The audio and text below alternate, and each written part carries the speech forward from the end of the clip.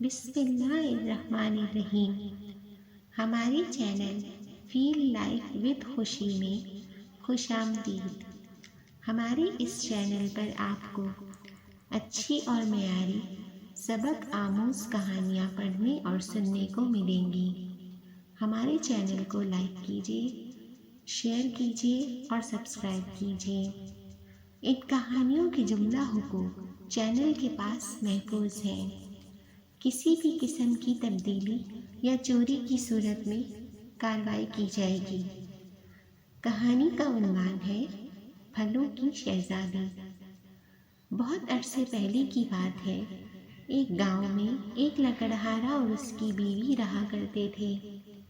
وہ دونوں جنگل سے لکڑیاں کاٹ کر لاتے اور پھر شہر لے جا کر انہیں بیچتے۔ اسی سے ان کا گزر بسر ہو رہا تھا۔ وہ دونوں ادھیڑ عمر ہو چکے تھے، لیکن ان کی کوئی اولاد نہ تھی اور اس بات کا انہیں دکھ تھا۔ وہ دونوں چاہتے تھے کہ ان کی اولاد ہو تاکہ وہ ان کے بڑھاپے کا سہارا بنے، لیکن ان کی یہ خواہش پوری نہ ہو سکی۔ ایک دن وہ دونوں ہمیشہ کی طرح جنگل میں لکڑیاں کاٹنے گئے تو کام کرتے ہوئے انہیں کافی دیر ہو گئی۔ وہ کافی تھک بھی گئے تھے۔ لکڑہارے کی بیوی کو بھوک نے ستایا۔ وہ جنگل میں کھانے کی تلاش میں نکل پڑی کہ شاید کچھ کھانے کو مل جائے۔ لکڑہارا وہیں اپنے کام میں لگا رہا اور اس کی بیوی کھانے کی تلاش میں آگے بڑھ گئی۔ چلتے چلتے اس نے دیکھا کہ سامنے ایک پیڑ موجود ہے جو پھلوں سے بھرا ہوا ہے۔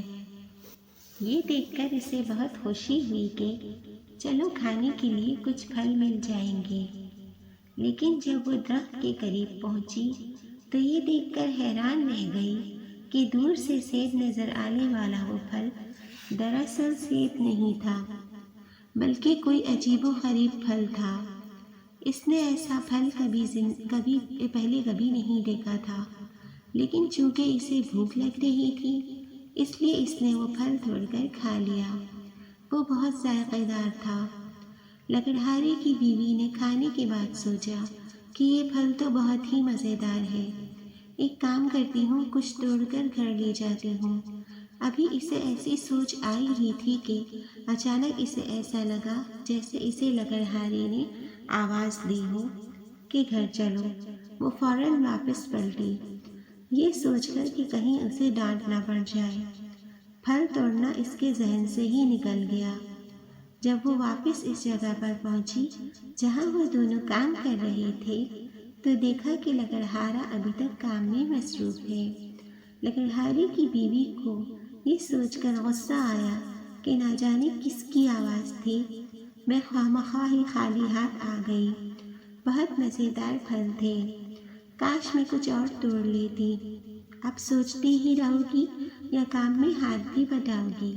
لکڑہارے نے اپنی بیوی سے کہا۔ پھر ان دونوں نے اپنا سب سامان سمیٹا اور اپنے گاؤں واپس آ گئے۔ لکڑہارے کی بیوی کے ذہن سے ہی نکل گیا کہ وہ اس پھل کے بارے میں کچھ بتا دے۔ کچھ دن اور گزر گئے کہ اچانک ایک معجزہ ہو گیا۔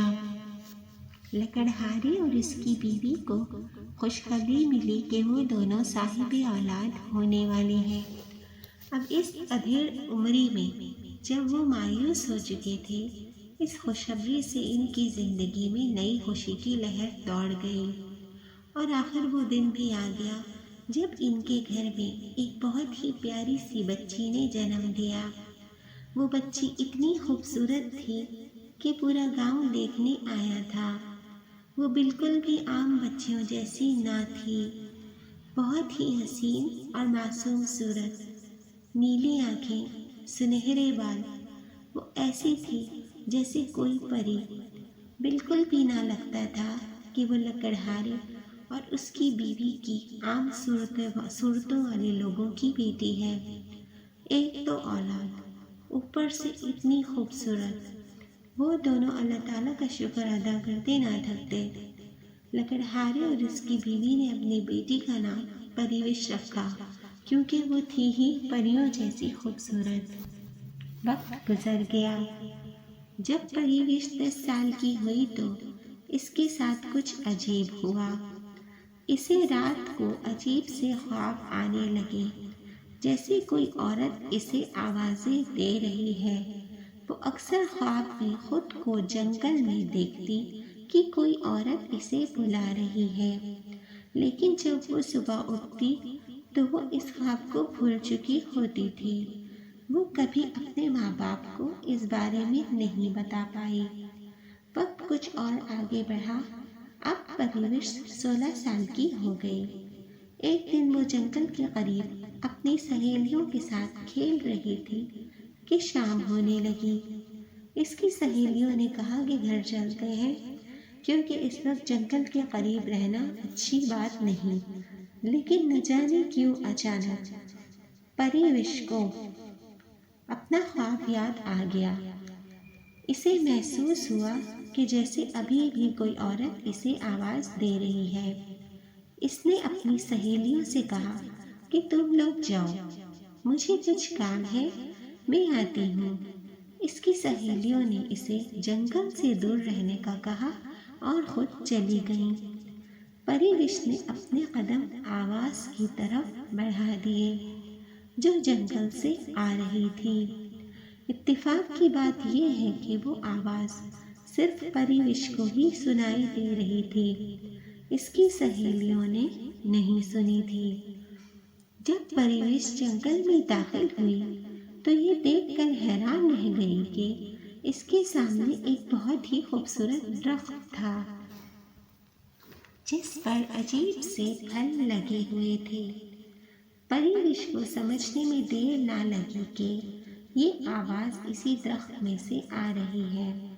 جب وہ درخت کے قریب پہنچی تو اس کے تنے میں سے روشنی نکلنے لگی اور ایک راستہ سا بن گیا، جیسے وہ درخت کے اندر جا سکتی ہے۔ پریوش گھبرائی ضرور، لیکن اس نے درخت کے اندر جانے کا فیصلہ کر لیا۔ وہ دیکھنا چاہتی تھی کہ آخر کیا راز ہے جو اسے بچپن سے پریشان کر رہا ہے۔ وہ جیسے ہی درخت کے تنے میں داخل ہوئی، روشنیوں سے بھرا ایک خوبصورت راستہ اس کا منتظر تھا۔ وہ آگے بڑھتی چلی گئی، جیسے کوئی غیر ماروائی طاقت اسے اپنی طرف کھینچ رہی ہو۔ تھوڑا آگے جانے کے بعد اسے ایک انتہائی خوبصورت تخت نظر آیا، جس پر ایک عورت بڑی شان سے بیٹھی ہوئی تھی،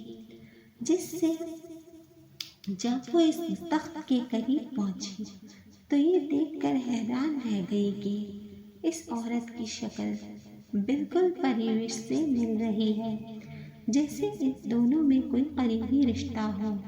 وہ عورت بلا شبہ بہت خوبصورت تھی۔ کون ہے آپ؟ پریوش نے اس عورت سے پوچھا۔ میرا نام ایزابیلا ہے اور میں تمہاری ماں ہوں پریوش۔ ماں؟ پریوش اس کی بات سن کر حیران رہ گئی۔ لیکن میری ماں تو ایک لکڑہارن ہے۔ ہاں میں جانتی ہوں کہ تم ان کے ہاں پیدا ہوئی ہو، لیکن تم میری بیٹی ہو، کیونکہ تم کوئی انسان نہیں بلکہ ایک پری ہو۔ ایزابیلا کی بات سن کر پریوش حیران رہ گئی۔ یہ آپ کیا کہہ رہی ہیں؟ میں اور ایک پری؟ پریوش نے حیرت سے پوچھا۔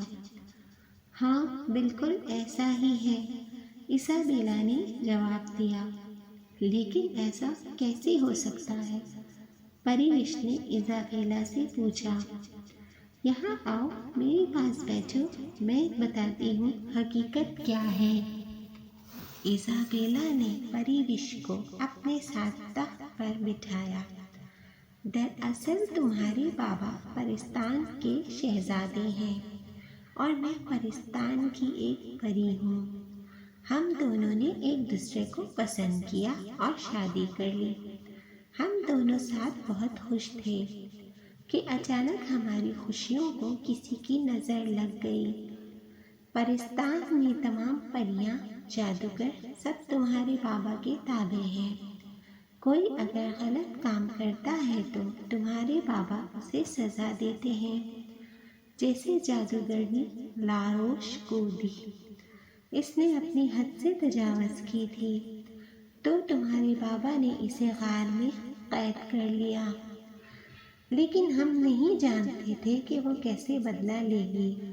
اس نے 2-4 اور اپنے جیسے سرکش جادوگروں کو ملا کر مجھے قید کر لیا اور یہاں زمین پر بھیج دیا۔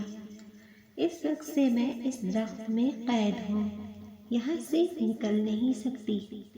لاروش کا جادو توڑنے کی صرف ایک ہی صورت ہے کہ ہماری اولاد ہو اور وہ اس کا جادو توڑے، لیکن میں تو یہاں ہوں، تمہارے بابا جانتے بھی نہیں ہیں کہ میں کہاں ہوں، اس لیے میں نے اپنے جادو سے اس درخت میں یہ پھل لگائے جسے تمہاری ماں نے کھایا اور تم پیدا ہوئی۔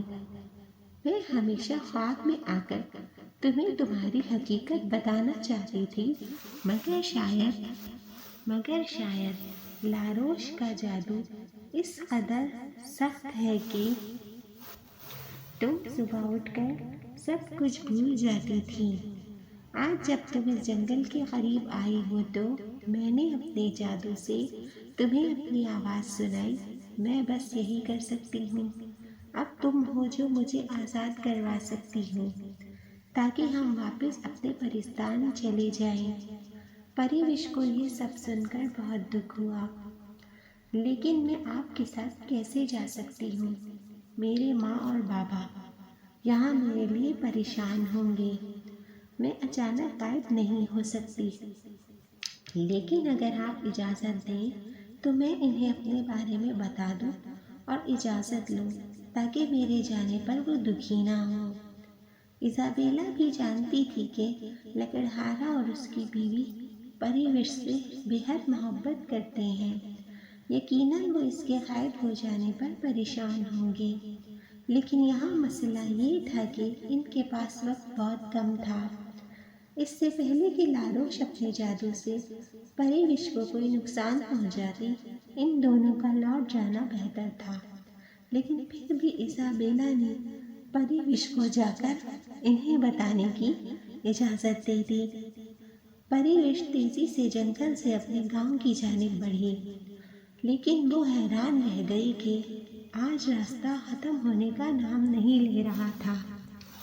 دراصل لاروش اور اس کے سرکش جادوگر حرکت میں آ چکے تھے۔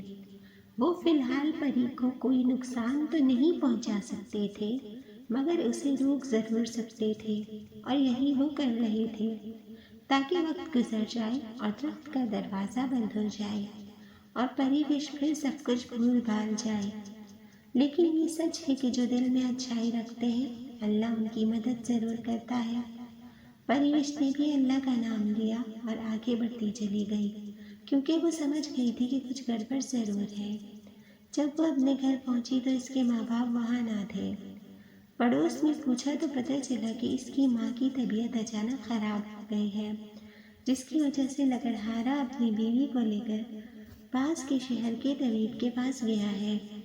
دراصل یہ بھی لاروش کی ایک چال تھی، لیکن پری وش نے ہمت نہ ہاری، وہ بھی شہر کی طرف چل پڑی۔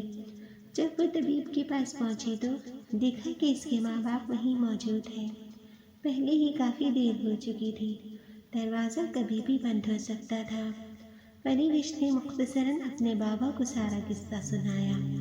یہ بات سن کر لکڑہارے کی بیوی کو بھی وہ درخت اور پھل والی بات یاد آ گئی۔ وہ اداس تو بہت ہوئے، یہ جان کر کہ پری وش ان کی بیٹی نہیں ہے، اور وہ یہ بھی جان گئے تھے کہ وہ ایک پری ہے اور اس کا انسانوں میں رہنا ٹھیک نہیں ہے، اس لیے انہوں نے بخوشی اسے جانے کی اجازت دے دی۔ وہ دونوں خود اسے درخت تک چھوڑنے آئے تو دیکھا ایزابیلا درخت کے قریب ہی کھڑی دکھائی دی۔